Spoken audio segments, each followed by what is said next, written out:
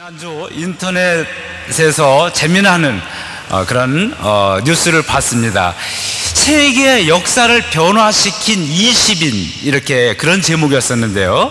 그다음에 막스, 그리고 스탈린, 우리 로마 있죠. 우리가 아는 그 율리우스 카이사르, 체사레, 이 사람이 15위예요. 그래서 로마를 오늘날에 우리가 로마 하면은 이 체사레 때문에 이제 시작된 건데, 그 다음에 또 나폴레옹, 그리고 이슬람 세계를 이렇게 정착시킨 살라딘, 그리고 시황제, 우리가 잘 아는 또 우리 바울이 여기 11위, 그 다음에 알렉산더, 그 다음에 징기스칸, 콜럼버스, 그리고 6위의 체륜 여러분 우리 청소년들 아는지 모르겠네요. 우리 인류 문명의 발명 중에 불, 그 다음에 두 번째로 발명한 것 중에 가장 획기적인 것이 종이죠. 그래서 이런 종이를 발명한 이런 체륜, 그 다음에 이제 철학자 플라톤, 그리고 이제 4위부터 누구냐면 4위는 석가모니, 3위 공자, 2위 마호메트, 1위는 누구겠어요? 여러분 말할 것도 없죠. 1위는 바로 예수님입니다. 그런데 이것을 작성한 것은 기독교인이 작성한 것이 아니라 사회학자들, 그리고 일반 종교학자들, 그리고 역사가들이 객관적인 통계를 가지고 이렇게 만드는 거예요. 근데 이 객관적인 통계를 가지고 만드는 사람의 그 마지막 이렇게 코멘트가 아주 재밌어요. 1위가 예수님인데, 기독교 없는 세상, 예수 없는 세상은 상상할 수가 없다. 그리고 2위부터 그 이하 사람들이 100번 죽었다 살아나도 이 예수 그리스도를 능가할 역사의 변혁자가 있을까, 이런 얘기를 써놨어요. 물론 이건 당연히 기독교인이 쓴 것은 아니에요. 여러분, 현재 우리가 살아있는데, 우리가 기독교인, 그리스도인 말고 이 세계가 현재 실존하는 이 세계의 존재에서, 여러분 교회 다니지 않는 사람이라 할지라도 예수 그리스도, 교회, 기독교를 빼고는 이 세계의 역사는 현재 존재할 수 없습니다. 물론 이 로마로 비롯해서 서양의 역사는 말할 것도 없고요. 요즘에는 동양도 그렇잖아요. 우리 동양인들 아니에요? 우리 한국인들에게 있어서, 저와 여러분들에게 있어서 교회와 기독교와 예수 그리스도를 빼면은 우리 인생에 무슨 가치가 있고 무슨 의미가 있어요? 아무 의미가 없는 거 아닙니까? 이게 객관적인 증거라고 하는 거예요. 이런 기사를 이렇게 봤습니다. 우리 그동안 3년 반 동안 누가복음을 우리가 계속 통해서 하나님 말씀을 들었어요. 이 누가복음은 누가라고 하는 사람이 자기가 보았고 자기가 경험했던 예수라고 하는 그 사람에 대해서, 예수가 누군가, 어떻게 태어났고 어떻게 살다 갔는지, 그것을 여기 기록한 책입니다. 아이러니하게도 역사가와 사회학자들이 이렇게 그 한 특정 종교, 그 신념 체계를 떠나서 예수라고 하는 사람, 예수 그리스도가 역사상에 누구와도 비교할 수 없는 역사의 대변혁자, 창조자로 이렇게 객관적으로 발표를 하고 있음에도 불구하고 많은 사람들이 언뜻 잘못 생각하기를 예수 그리스도에 대해서 실존 인물이 아닌 것처럼, 하나의 가상적인 신화 속에 나오는 그런 존재인 것처럼 믿는 경우가 많이 있습니다. 심지어는요, 우리 그리스도인들, 교회 다니고 신앙생활을 하는 사람에게 있어서조차도 예수라고 하는 것은, 예수 그리스도는 우리 하나의 신앙의 대상일 뿐이지 이 역사상에 실제로 존재했을까? 이런 생각들을 희미하게 가지고 있는 사람들이 있어요. 지금뿐만 아니라 초대교회도 그랬습니다. 그런데 그것은 그렇게 믿기 시작한 것이 바로 이단이었어요. 그래서 초대교회는 예수님이 실제로 이 땅에 육신의 몸으로 우리와 똑같은 모습으로, 우리와 똑같은 성장으로 태어나셨다라고 하는 그런 그 인간의 몸으로 태어나셨음을 아주 강조했습니다. 그리고 동시에 하나님과 같은 신적인 구원자로서, 메시아로서 예수 그리스도를 신성과 인간성, 이 두 가지를 강조했던 거죠. 지난주에 우리가 누가복음 76번째로 우리가 본문 말씀을 가지고 다 끝났다고 했습니다. 오늘 77번째, 77번, 숫자가 좋아요. 그래서 77번째 우리 전체 예수 그리스도에 대해서 우리가 마지막 정리를 하면서 우리 누가복음 강해는 우리가 오늘로써 전부 다 이제 정리하고 마치려고 합니다.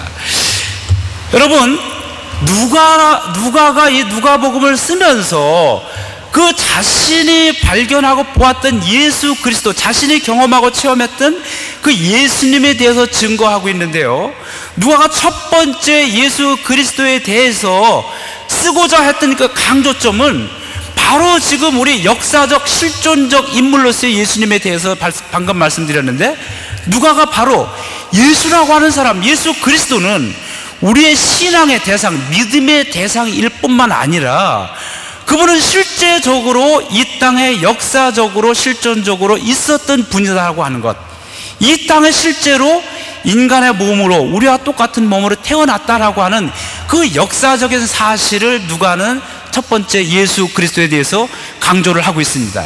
누가복음 2장 1절에 보면은요, 우리 뭐 다 찾지는 않겠습니다. 우리가 다 아는 말씀인데, 누가복음 2장 1절에 보면은 그렇게 말했습니다. 이때 가이사 아구스도가 영을 내려 천하로 다 호적하라 하였으니 이 호적은 그레뇨가 수리아 총독되었을 때 첫 번 한 것이라. 이때는 예수님이 태어나실 때 하나 신화가 아니라고 하는 거예요. 예수님이 태어났을 때는 여기 구체로 가이사 아구스도가 영을 내려, 가이사 아구스도는 누굽니까? 체사라가 암살당해서 죽고, 가이사르가 그 다음에 첫 번째 황제가 된 사람이 누구예요? 그 양아들였던 옥타비아누스 아닙니까? 이 사람이 황제 된 다음에 호정령을 내렸던, 우리가 로마에 있으니까 이 역사는 여러분, 옥타비아누스가 이 사람이 로마 첫 번째 황제가 됐다라고 하는 것을 이거 신화인가? 이렇게 생각할 사람이 어디 있겠어요? 바로 그 실제 인물 이름을 거명하면서 바로 그 천하로 호정령을 내렸던 그 시기, 그 다큐멘터리로서 기록되었던 그 사실을 가리키면서 예수님이 이 땅에 태어났음을 지금 이야기하고 있습니다. 여러분, 많은 무신론자들 그리고 기독교를 부패하는 사람들, 예수 그리스도 기독교 교회에 가면 우리가 수양할 수 있고 정신적으로 마음적으로 평안을 얻을 수 있지만, 그러나 궁극적으로 우리가 믿을 만한 것이 되지 못하는 것은 라고 하면서 비판하는 것 중에 하나가 예수라고 하는 사람, 그 다음에 이 예수가 가르치는 모든 것들, 그 행한 일들이라고 하는 것은 역사적으로 고증적으로 증거된 것이 아니고 객관적 가치가 떨어진다라고 하는 거예요. 그저 그를 따르던 기독교를 전파하고자 하는 사람들이 만들어난 상상력에서 나온 이야기들이다. 그렇기 때문에 이 지금 물질세계, 세속화된 세계, 과학의 시대에 있어서 그런 그 객관성이, 객관적 가치가 떨어지는 그런 얘기는 과거 신화의 시대에는 그것이 통했지만 현대인들이 살아가는 우리들에게 있어서는 그것은 우리에게 설득력이 없는 얘기다. 이제 그렇게 비판을 하고 있습니다. 그러나 여러분, 여기 그 당시에 있었던 누가는 여기 가이사 아구스도라고 하는 이름을, 로마의 황제의 이름을 구체적으로 들어가면서 예수께서 역사적으로 태어났던 실존 인물이라고 하는 것을 여기에 분명히 증거하고 있습니다. 여러분, 이렇게 역사적으로 태어났던 예수 그리스도, 그리고 지금 21세기 현대 역사가들과 사회학자들이 평가할 때 이 이하의 사람들이 100사람이 태어나도 이런 역사의 대변혁을 일으킬 수 없다라고 평가하는 예수 그리스도께서 그렇게 역사적인 몸으로 역사적으로 이 땅에 태어나서 무엇을 추구하고 무엇을 목적으로 그분의 삶을, 인생을 살아가셨습니까? 여기 누가가 쭉 우리 그동안 76번 보았는데 한마디로 말하면 하나님 나라였습니다. 예수님께서 오셔서 이 땅에 하나님 나라를 전파하신 거예요. 하나님의 은혜의 해를 전파하고 선포하기 위해서 내가 이 땅에 왔고 주의 성령이 내게 기름을 부으셨다. 여기 누가복음 4장 19절에 보면은 예수님께서 주의 성전에 들어가셔서 처음으로 성전에서 성경을 펴서 이사야서를 들어가지고 이사야서를 읽으셨어요. 그리고 이사야서 읽으신 그 말씀을 가지고 예수님의 사명 선언을 하신 것입니다. 여기 4장 19절에 보면은 뭐라고 되어 있습니까? 예수님께서 가난한 자에게 복음을 전하겠다. 가난하다는 것은 무엇을 말합니까? 뭔가 모자라는 사람이에요. 물질이 가난한 사람은 물질이 없는 사람이에요. 정신이 가난한 사람, 정신적으로 핍박을 받고 마음의 상처를 입고 있는 사람이에요. 몸이 아픈 사람들은 몸이 가난한 자들입니다. 이 가난한 자들에게 복음 기쁜 소식을 전하기 위함이다. 그리고 포로된 자에게 자유를 주게 한, 그 당시에 실제적으로 이 나라가 포로되어 있었어요. 바벨론과 아수르의 침공으로 말미암아 이스라엘은 독립된 국가로서의 역사의 막을 내리고 말았고요, 그 뒤로 로마와 많은 제국들의 식민지 생활을 했고, 이 예수님이 계셨을 때는 로마의 끝없는 식민지 생활이었었죠. 실제로도 그렇고, 그런 삶 속에서 개개인 백성 한 사람 한 사람들도 몸과 마음과 영혼이 포로된 자의, 갇힌 자의 생활을 하고 있었습니다. 실제로 역사적으로 사회적으로도 그랬고, 그들의 영혼으로도 영적으로도 포로된 자의 삶을 살아갔어요. 예수님께서는 이 포로된 자들을 자유케 하고 해방하는 것이 내가 이 땅에 온 목적이라고 하는 것을 이사야서의 예언의 말씀을 통해서 자기 자신의 사명 선언을 하셨던 겁니다. 눈먼 자를 다시 보게 합니다. 눈이 있지만 그러나 그들의 앞날에 대해서 볼 수가 없었어요.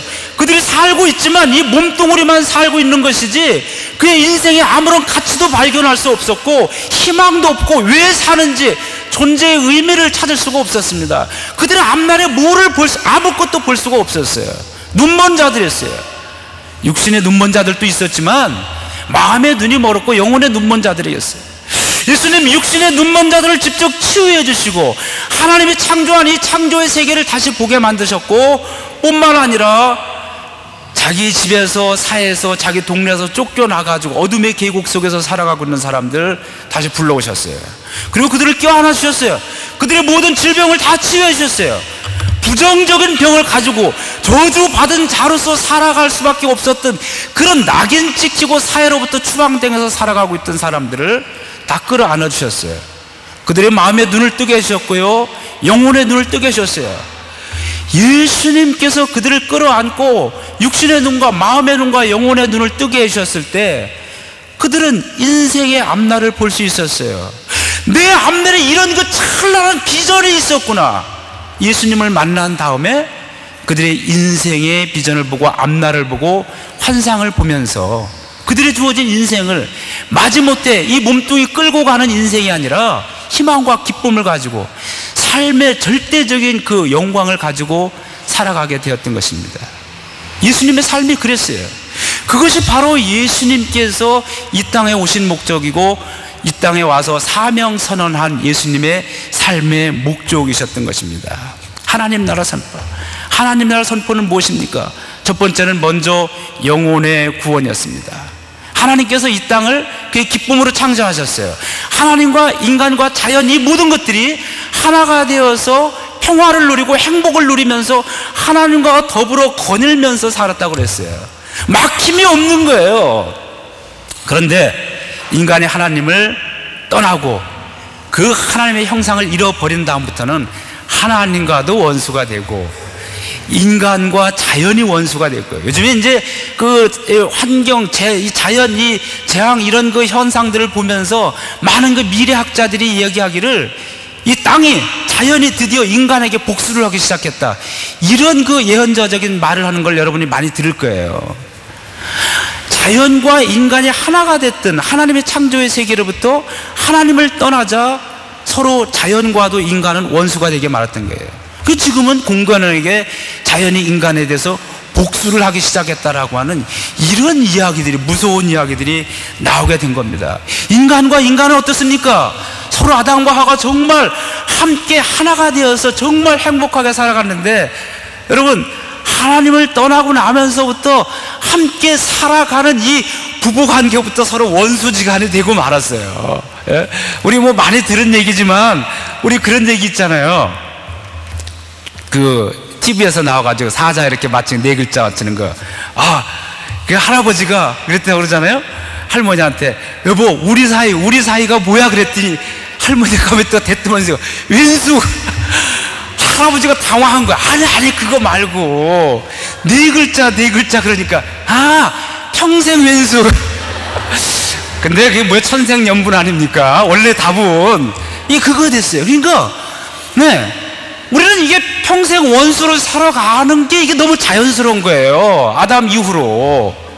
네, 하나님 형상을 떠난 우리들은 이렇게 살아갈 수밖에 없게 됐어요.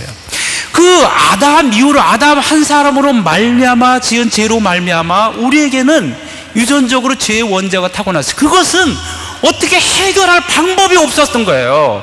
내가 우리 이웃들에게, 우리 친구들에게 잘못한 거에 대해서는, 야, 내가 정말 남자답게 싸놔야 될게 내가 용서를 구한다, 미안하다, 밥 먹으러 가자 해서 말이죠, 주머니 다 털어서 오늘 스시 뷔페집으로 데려갈 수 있단 말이죠.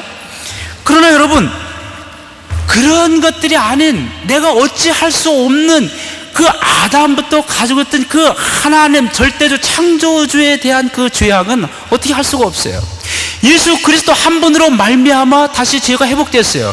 그분을 믿는 믿음으로 말미암아 십자가에서 그분이 돌아가셨는데, 그 돌아가심은, 그 십자가에 달리신 것은 그분이 아니라 그분과 함께 바로 나의 모습이 저 십자가에 같이 달려있는 거예요. 그러므로 여러분, 그 십자가에서 예수님만을 보실 것이 아니라 그 예수 그리스도와 함께 달려있는, 내가 행함으로 어찌할 수 없는 그 죄악된, 원천적으로 죄악된 나의 모습이 죽은 것을 우리는 볼 수 있어야 돼요. 영혼의 구세주 예수 그리스도이십니다. 이것을 누가는 계속해서 전해주고 있는 것입니다. 두 번째는 우리의 영혼의 구원자, 영혼의 구세주뿐만 아니라 이 땅에서 누가복음 4장 19절에서 읽은 이 말씀을 실제적으로 이 땅에서 하나님께서 구원받은 자들, 하나님의 아들과 딸들을 하나님의 나라로 부르시기 전까지 살아갈 이 땅에서도 하나님의 형상을 되찾은, 하나님의 형상을 찾은, 그러니까 존엄한 인간으로서 하나님의 영광스럽고 전능자의 모습으로서 우리 인간들은 마땅히 그렇게 살아가야 됨을 선포하시면서 예수님은 실제적으로 그렇게 살아가게 하셨어요. 눈먼 자를 취해 주셨어요. 하나님께서 애초에 우리 인간을 창조할 때 육신적으로도 하나님이 지은 이 광명의 세계, 이 아름다운 하나님의 창조물들을 함께 보면서 나와 함께 살아가는 아름다운 사람들을 보면서 사랑하게 만드셨던 거예요. 그런데 볼 수가 없는 거예요. 그 육신의 눈을 치유해 주셨어요. 12해를 앓는 혈루증 여인들, 또 각종 질병에 있는 사람들, 문둥병자들 다 치유해 주셨어요. 뿐만 아니라 여러분, 어떻게 하셨어요? 물질은 있지만, 먹고 살아가는 건 문제가 없지만 사회로부터 왕따 당해서 외롭게 고독하게 살아가고 있는 사람들, 삭개오 같은 사람들, 다 사람들 만나기조차 싫어하는 사람이었어요. 그런데 예수님, 아무런 서슴없이 삭개오야 내려오너라, 오늘 내가 네 집에 가야 되겠다. 그리고 그 집에 가서 오늘 구원이 이 집에 임했다. 예수님 구원을 선언하셨어요. 마음이 폐쇄되고 사람들로부터 다쳤던, 만나는 모든 사람들과 높은 담을 쌓아버리고 혼자 살아가고 있던 삭개오의 마음의 담을 무너뜨리고 모든 사람들과 더불어서 친구가 되고 함께 손잡고 살아가도록 예수님 그렇게 회복시켜 주시고 사회로 끌어내 주시고 사람과 사람 사이에 손잡고 살아가는 그런 사람으로 예수님께서 다시 만들어 주신 것입니다. 그렇습니다.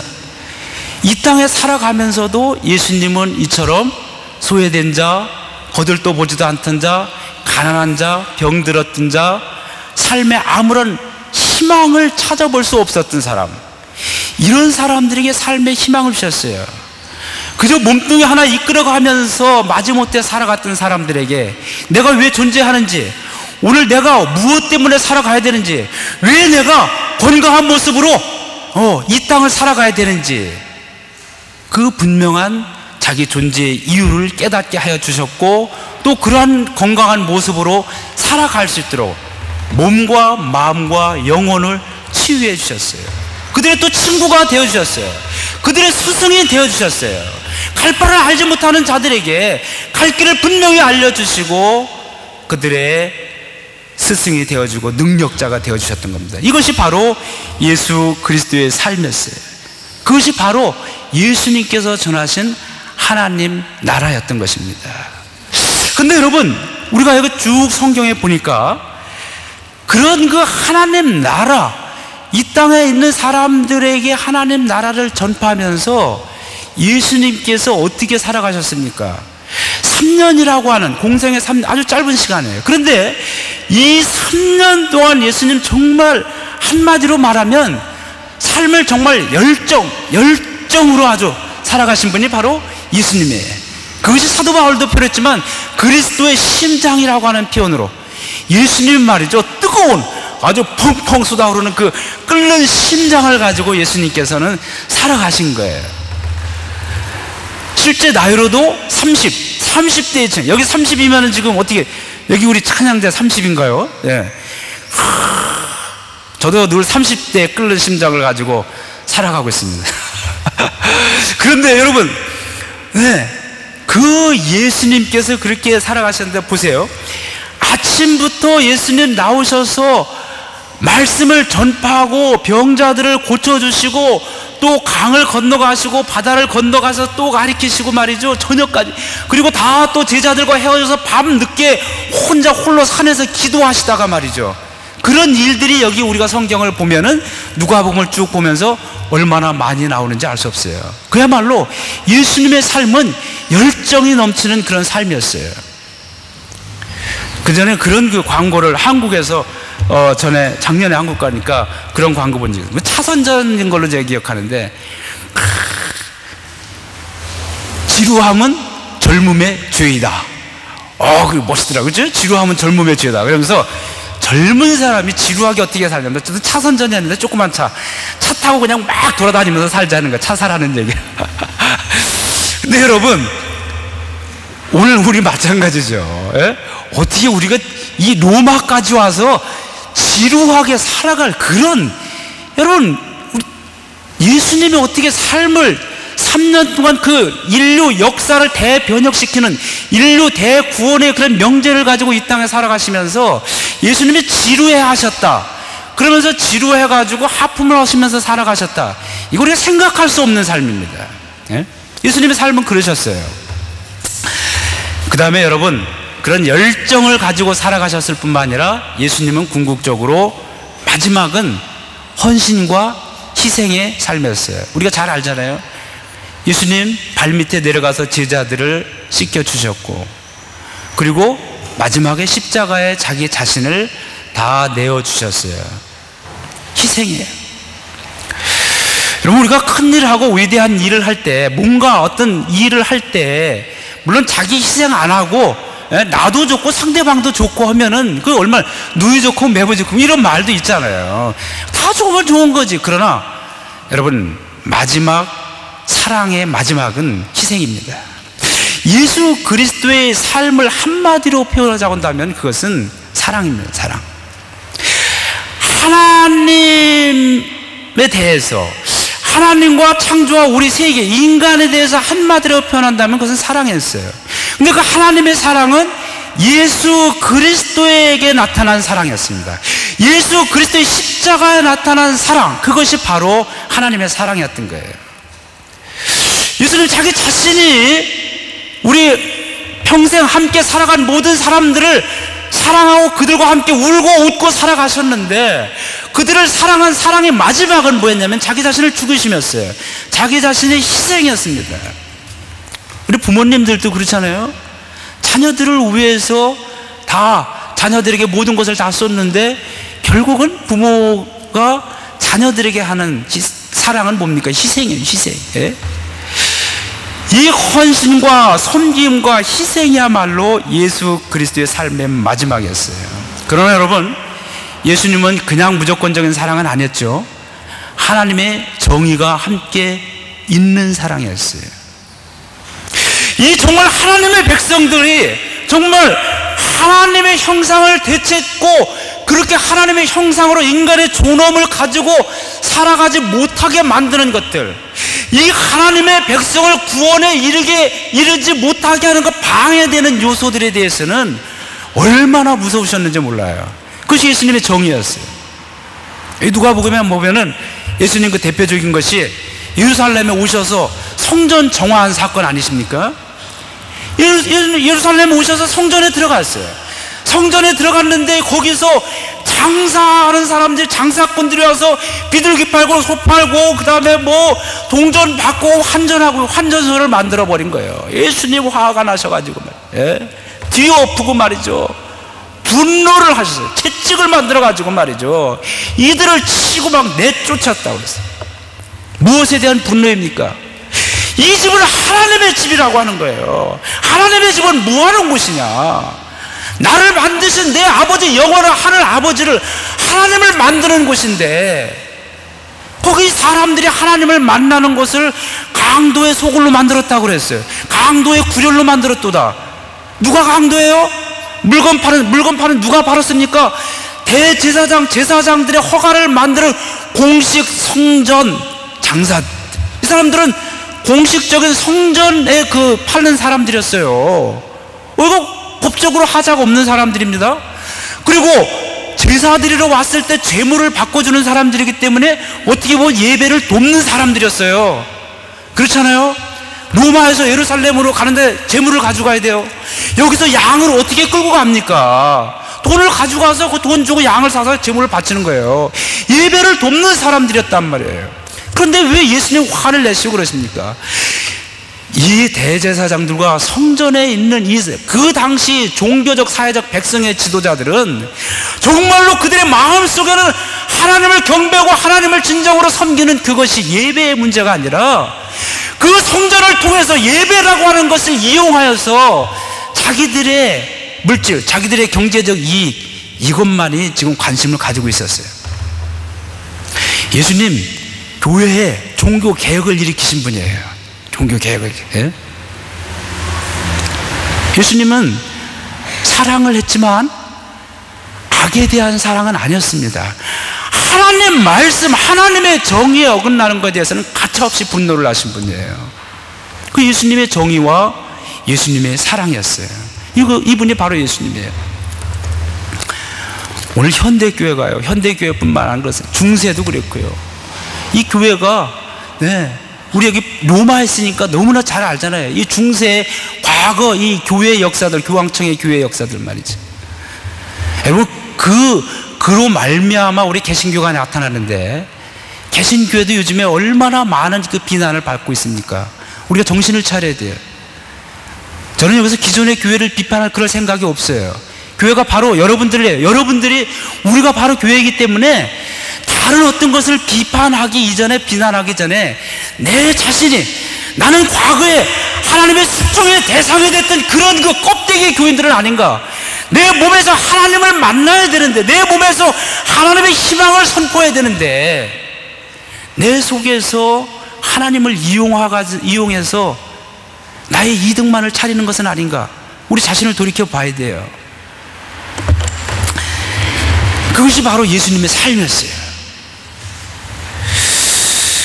여러분, 오늘 우리가 누가복음 마지막을 보면서 예수님의 삶을 이제는 우리가 믿는, 예수님을 믿는다, 예수를 믿는 사람이다 라고 하는 차원을 넘어야 됩니다.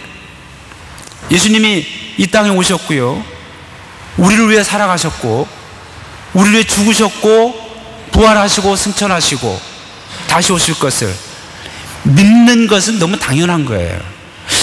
한국 교회가, 중세의 교화들이, 교황청이 비판을 받을 수밖에 없었던 것은 이 믿음에 머물러 있었고, 심지어는 이 믿음을 이용해서 자기의 이권을 챙기기 시작한 데서는 거예요. 여러분, 우리는 이 믿는 것으로부터 이제는 나가서 예수 그리스도의 말씀을 행하며 살아가야 되는 거예요. 예수 그리스도처럼 살아가야 되는 것이 오늘 우리들의 삶이에요. 예수님께서 오늘 우리 찬양했죠. 너무 오늘 찬양이요, 여러분, 오늘 찬양 제목이 뭐냐면 예수 존귀한 그 이름이었어요. 오늘 설교 제목이 예수 그 존귀한 이름이에요. 예수님께서 하늘 영광 버리고 이 땅에 오셨어요. 그거 자체가 가장 낮은 곳으로 섬김과 겸손의 모습을 보여주시고 있는 겁니다. 말고에 태어나셨다라고 하는 것, 가장 낮은 곳으로 태어나셨다라고 하는 것, 가장 낮은 곳으로 눈높이, 우리와 눈높이로 오신 주님이세요. 우리와 만나십니다. 그렇게 우리를 위해 다 이 땅에 살아가셨고, 그리고 부활 승천하셨고, 예수님의 일생을 우리 오늘 찬양을 통해서 말이죠, 우리 잘 아는 찬양 메들리를 이렇게 했어요. 네. 그리고 우리가 해야 될 것, 다시 오실 그날까지 우리가 부활의 증인이 되고 부활의 주님을 찬양하면서 살아갈 우리의 결단까지 한 찬양이었어요. 여러분, 오늘 우리가 예수를 믿는다라고 한다면은 믿는 차원이 아니라 정말로 믿는다라고 하는 것은 그 믿는 바를 내가 행하고 그렇게 실천하면서 살아가야 되는 것을 의미하는 것입니다. 무엇을 실천합니까? 오늘 우리의 교회 준 표어 그대로예요. 하나님 나라를 우리가 만들어 가야 돼요. 예수님께서 하나님 나라를 만들어 가시면서 혼자 하시지 아니하고 제자들을 부르셨어요. 나를 따르라. 그들이 어떻게 따랐습니까? 그들이 따를 때에 베드로가 고기를 잡았는데, 예수님 정말 너무나 멋있는 삶입니다. 내 인생을 걸겠습니다. 그런데 지금 고기를 잡았는데 조상 대대로 내려오던 이 배와 이 근과 이거 다 경매하고 판매하고 나서 다 재산 정리하고 그리고 따르겠습니다. 잠시만 기다려 주십시오. 그랬나요? 아닙니다. 그 즉시로 손에서 그물을 내려두고 배에서 내려오자마자 고기 잡은 거 있어요. 그물 있어요. 배에 있는데 그 손에서 그물을 내려두고 바로 그 즉시로 예수님을 쫓았다고 그랬어요. 그렇게 주님을 쫓아가는 삶을 살았어요. 12제자를 부르셨어요. 12제자 다 그렇게 쫓았어요. 70인을 파송했어요. 이제 2000년 후에는 오늘 우리를 예수님의 제자로 부르셨습니다. 우리는 예수 그리스도인들이에요. 그리스도인이라고 하는 것은 예수를 쫓아가는 사람들이에요. 즉각적인 하나님의 부르심 앞에, 우리 주님 앞에 우리가 응답하는 거예요. 주님 잠깐만 기다리십시오. 제가 아직 때가 안 된 것 같습니다. 네. 예수님 이 제자들뿐만 아니라 또 뭐라고 그러셨습니까? 나를 따르라. 하나님 나라 복음을 전하러 가자. 베드로처럼 즉각적으로 응답한 사람도 있지만 인간의 도리를 지키는 사람들도 있었어요. 알았습니다. 제가 주님을 따르겠지만 제 부친의 장례를 지내고 온 다음에 제가 따르겠습니다. 예수님 뭐라고 하셨어요? 죽은 자들은 죽은 자들로 하여금 장사 지내고 산 자는 나를 쫓으라 그러셨어요. 네.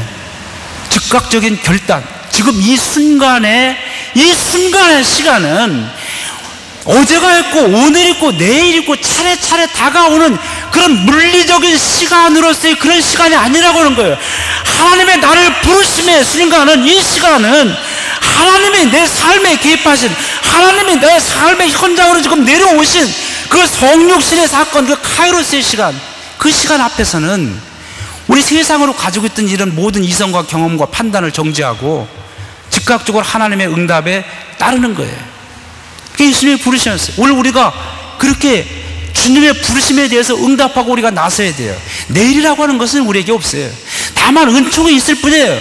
주님이 나에게 은총을 베풀어 주신다고 한다면, 주님이 나에게 다시 한번 내일도 기회를 주신다고 하면 내가 내일을 살아갈 수 있는 것이지, 내가 계획해가지고 주님 오늘 내가 준비하고 내일 하겠습니다, 오늘은 아닙니다, 조금만 참고 기다리십시오, 이런 삶은 없다라고 하는 거예요. 그리고 어떻게 됩니까? 즉각적인 응답과 함께 우리가 정의를 이루고 사랑을 이루어야 됩니다. 그것이 하나님 나라예요. 의롭다는 건 뭐예요? 하나님과 의로워야 돼요. 나를 지으신 그분 앞에서 내가 꺼리낌이 없어야 돼요. 하나님 앞에서 오늘 주님 오신다 할지라도 언제 주님 오실는지 다시 알 수 없으니 등불 들고 너는 깨어 주를 맞이하라. 오늘 준비하고 있어야 돼요. 하나님과의 꺼리낌이 없어요. 주님과의 꺼리낌이 없어요. 우리 이웃과의 꺼리낌이 없어야 돼요. 이웃과. 네?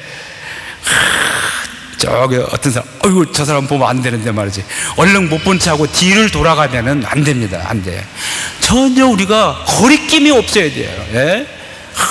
가서 못 봐서 야야야야 왜 못 보냐 말이야. 쫓아가서 말이지 반갑게 만나고 우리 카페 한잔 하러 가자 말이지. 예? 그렇게 할 수 있어요. 이웃과 거리낌이 없어요. 그것이 의입니다. 자연과도 거리낌이 없어야 돼요, 여러분.